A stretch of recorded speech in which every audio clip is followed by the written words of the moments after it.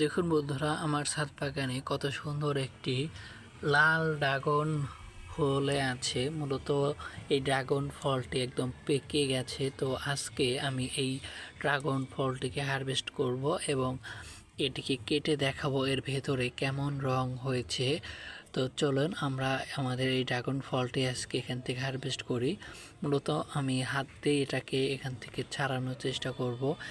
এই অংশ কিন্তু এখানে আটকে আছে। তো আমি এখানে যখন এই ড্রাগনটিকে এভাবে চাপ দিচ্ছি, তখন এখান থেকে কিন্তু ছিঁড়ে আসার একটা প্রবণতা দেখা দিচ্ছে এবং আমি এটাকে কিন্তু ছিঁড়লাম এবং ছেঁড়ার পরে আপনারা দেখতে পাচ্ছেন ভেতরের অংশটা কিন্তু লাল। তো আমার এই ড্রাগনটি হচ্ছে লাল ফল।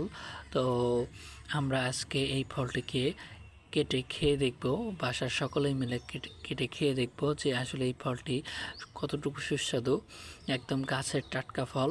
আমরা বাজার থেকে তো অনেক ফলই কিনে খাই, তো বাজারের ফল আর নিজের গাছের ফলের মধ্যে কতটুকু পার্থক্য এটি আমি আজকে দেখব।